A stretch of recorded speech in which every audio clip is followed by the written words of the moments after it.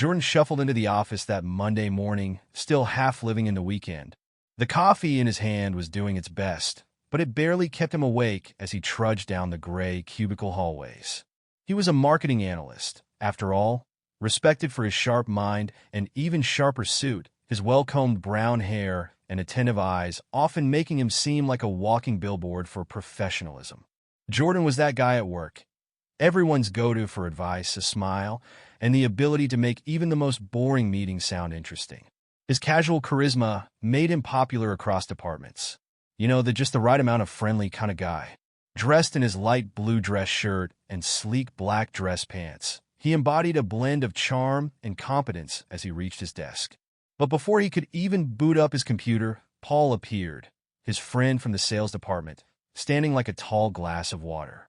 Literally, Paul had that lanky, "I'm always running a little late, but still looking like I'm about to close a deal" vibe. His messy blonde hair and overly enthusiastic grin screamed, "I've got a favor to ask." Jordan. Paul leaned over his cubicle divider with the urgency of someone who just discovered a 50% off sale. Michelle from finance, yes, that Michelle, finally agreed to go out with me. But, plot twist, she's bringing a friend. I need you to come with me. Keep her company. Pretty please? Jordan raised an eyebrow. He knew Michelle. Stunning. Smart. Impeccably dressed. That woman had a smile that could probably sell a vacuum cleaner even if you didn't need one. As for her friend, who's the lucky third wheel? Jordan asked, curiosity starting to spark. Oh, it's Stephanie, Paul casually replied. That name? Jordan's smile froze. Stephanie? The shy girl from the tax department? The one who rarely looked anyone in the eye, always hiding behind her brown hair like a walking enigma, and with a limp that seemed to remind everyone that there was more to her than met the eye. Yeah, she's cool, Paul added, clearly not seeing the same mental facepalm Jordan was. But Jordan, ever the good friend, hesitated. He wasn't exactly enthusiastic about the idea of spending an evening with someone who made him feel like he was at a high school reunion and needed to be on his best behavior. Yet he didn't want to leave Paul hanging, so he sighed and said, "All right, I'll go." The day dragged on, and by the time the clock struck quitting hour, Jordan found himself walking to the address Paul had texted him. It was a cozy restaurant with rustic charm, the kind of place where they hung vintage posters on the walls to make it look like you were dining in an Instagram filter. The dim lighting, exposed brick, and wooden tables were just quirky enough to make you think you were in a trendy part of town without asking too many questions. Paul was already there, fiddling with his shirt collar and clearly overthinking the casual date dress code. When Jordan teased him about the excessive cologne, Paul looked like he was about to faint from self-doubt. I might have gone a little overboard, Paul admitted, patting his neck as if he might have accidentally drowned in his own fragrance. Then, the moment arrived. Michelle stepped out of the cab. Jordan wasn't surprised. She looked flawless as always in a green dress that could probably be seen from space. But then, the second passenger emerged. Stephanie. This was not the Stephanie he knew. Gone were the loose strands of hair that usually shielded her face, replaced by an elegant bun that framed her features beautifully. She wore a simple yet striking navy dress that showed off her shape, and her eyes, his jaw nearly hit the floor. They were this deep brown, almost amber, radiating confidence he hadn't even realized she had. And then, there was the scar, a thin line running down her cheek, the kind of thing most people would consider a flaw, but on her, it made her look like a warrior, like someone who had faced adversity and came out stronger. Jordan was surprised, and admittedly, a little embarrassed for his own assumptions. When they all sat down, the conversation started, awkwardly at first, but soon it was like the floodgates had opened. Stephanie was an unexpected treasure chest of cool facts. She loved soccer, had run marathons with prosthetics, and had even gone skydiving. 3 times. Jordan's disbelief was obvious. "You've been skydiving?" he asked. "Seriously?" Stephanie laughed, and it was like the room got a little brighter. "Yeah, it's like flying, only scarier." As the night went on, Jordan found himself genuinely intrigued. Stephanie wasn't just the shy, awkward girl from the office anymore. She was a globetrotter, a marathoner, a skydiver, and surprise, funny too. At one point, Jordan's curiosity got the better of him, and he asked the question that had been lingering in his mind. Stephanie, if you don't mind me asking, what happened to your leg? For a moment, her smile faltered, but then she explained, calmly and with a surprising amount of strength, that she had lost her leg in a childhood accident.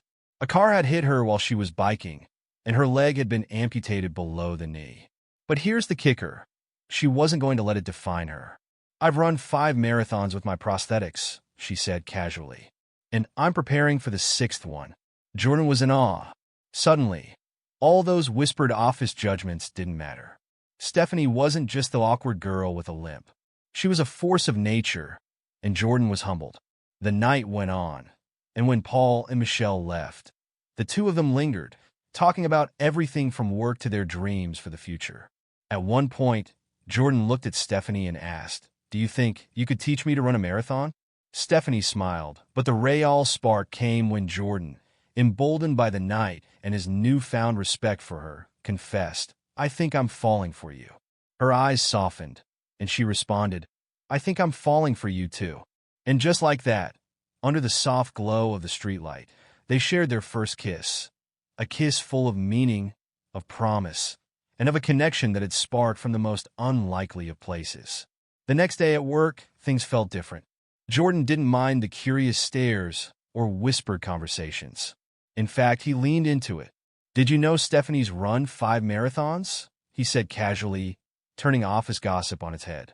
"She's kind of a big deal." Suddenly, Stephanie wasn't the quiet, invisible girl from Tax anymore. She was a hero, someone whose courage and strength had nothing to do with appearances. A few weeks later, Jordan invited Stephanie to meet his family.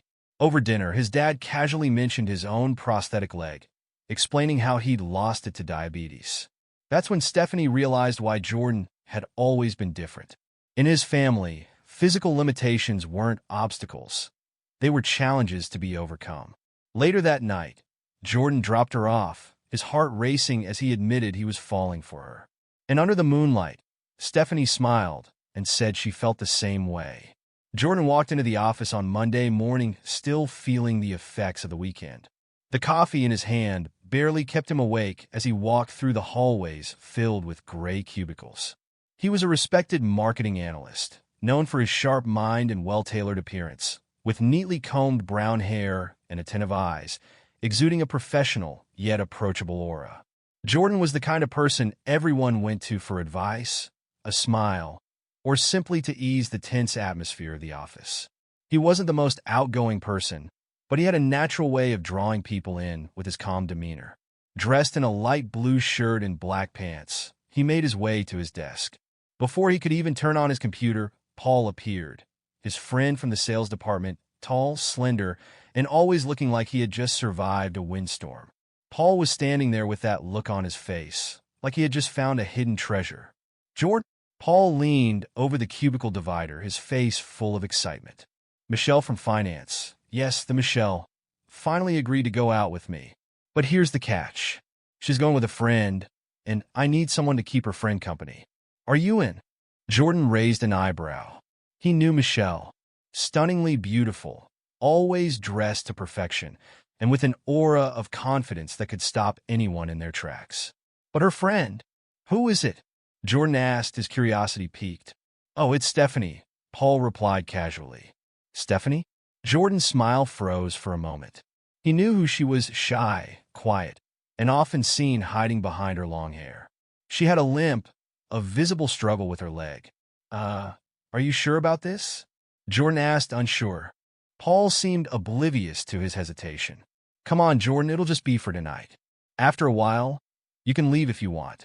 Don't leave me hanging." Reluctantly, but not wanting to let his friend down, Jordan sighed and said, "Fine, I'll go." The hours dragged on. Jordan kept looking at the clock, feeling a mix of anxiety and curiosity. When the time finally came, he headed to the address Paul had sent him. The venue was a cozy bar and restaurant in the city center, with exposed brick walls, vintage posters, and warm yellow lighting, giving off a retro vibe. The atmosphere was casual, yet stylish, with wooden tables scattered around, some filled with lively groups and others with intimate couples. Paul was already there, adjusting his shirt collar nervously. It was clear he had put extra effort into his appearance. Jordan teased him. Paul, I think you've overdone it with the cologne. At this rate, you might drive Michelle away. Paul laughed awkwardly, running his hand through his hair. You think so? Maybe I went a little overboard. Just then, a taxi pulled up, and Michelle stepped out first, looking as stunning as ever in a green dress that highlighted her beauty. Her dark hair cascaded over her shoulders, and a radiant smile lit up her face. Jordan couldn't help but notice how Paul straightened up, trying to look taller and more confident, but his attention was immediately drawn to the second passenger who got out of the cab. It was Stephanie. But this wasn't the Stephanie Jordan had known. Her hair, usually messy and partially covering her face, was tied up in an elegant bun, revealing her features. She wore a simple navy blue dress that perfectly fitted her slender frame. And the most striking change was her eyes. Without the strands of hair hiding them, they gleamed in a way Jordan had never noticed before. Deep brown, almost amber, exuding confidence and strength. And then Jordan noticed something else. A scar on the right side of Stephanie's face, from her temple down to her cheek. It wasn't large, but it was there. Yet, instead of diminishing her beauty, the scar added an element of mystery and strength to her appearance. When they greeted each other, Michelle kissed Paul on the cheek, making him blush. Stephanie, on the other hand, gave Jordan a shy smile. Jordan, thank you for coming. The pleasure is mine, Stephanie, Jordan replied, surprised by how sincere his voice sounded. The four of them entered the restaurant, with Paul and Michelle quickly diving into a lively conversation. Jordan and Stephanie followed, the silence between them awkward at first. As they made their way to the table, Jordan noticed something interesting. Several staff members and even a few customers greeted Stephanie warmly. She smiled and occasionally stopped for short chats with them. Wait, you're into soccer? Jordan asked, now intrigued. I love it, Stephanie said, her face lighting up. My dad used to take me to all the games when I was a kid. And just like that, the conversation began to flow naturally. Stephanie wasn't just shy and awkward. She was lively, passionate, and had an adventurous spirit. She told Jordan about her love for sports, her experiences skydiving, and her travels to more than 15 countries. Jordan couldn't believe what he was hearing. Wait, you've been skydiving? Seriously? Stephanie laughed, a sound so melodious Jordan realized he had never heard it before. 3 times, actually. It's an incredible feeling of freedom. As the evening went on, Jordan found himself more and more fascinated by Stephanie. She wasn't just intelligent and witty. She was brave and full of amazing stories. At one point, Jordan mustered up the courage to ask about her leg. Stephanie, I hope you don't mind me asking, but what happened to your leg? Stephanie's smile faltered for a second, but she answered with surprising calmness. When I was 10, I was hit by a car while riding my bike. My left leg was so badly injured that the doctor had to amputate it below the knee. Jordan was speechless, trying to process what he had just learned. But instead of letting her accident define her, Stephanie had pushed forward, learning to do everything others her age did. I've run 5 marathons with my sports prosthetics, she said with a smile. And I'm preparing for the 6th. Jordan was in awe. The woman sitting in front of him was so different from the Stephanie he had imagined all these years. He felt ashamed for judging her based on office rumors. You're amazing, Stephanie, he said sincerely. I'm really sorry if I ever judged you or underestimated you. Stephanie looked at him, surprised, and then smiled. Thank you, Jordan. You know, I had the wrong impression of you, too. I always thought you were one of those guys who only talked about himself. They both laughed, a bond growing between them. As the evening wore on, Paul and Michelle eventually left, and Jordan and Stephanie stayed behind. Later, after they said goodbye, Jordan invited Stephanie to meet his parents. The visit was warm and full of laughter, with Jordan's father, who had a prosthetic leg due to diabetes, showing that physical limitations weren't obstacles but challenges to overcome.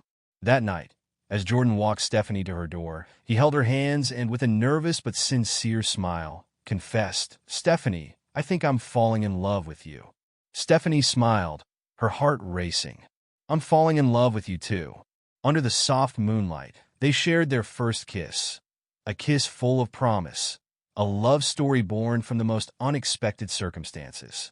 Lesson: never judge someone based on appearances. Everyone has their own story, and sometimes it just takes one opportunity to listen to discover how extraordinary they truly are.